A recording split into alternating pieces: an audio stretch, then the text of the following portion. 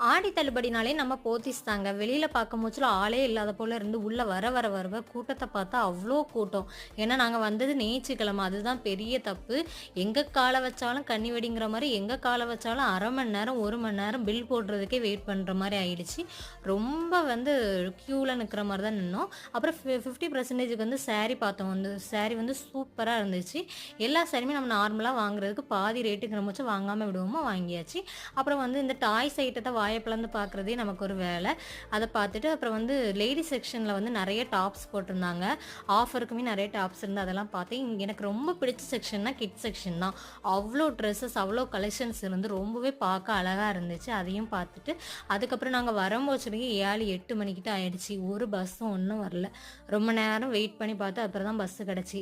வீட்டுக்கு அவ்ளோ ட்ரெஸ்ஸையும் எடுத்து வச்சு பார்த்து அழகு பார்க்குறதே ஒரு தனி சுகம் தான். வீடியோ பிடிச்சா லைக் பண்ணுங்க, சேனலை சப்ஸ்கிரைப் பண்ணுங்க. Thank you friends.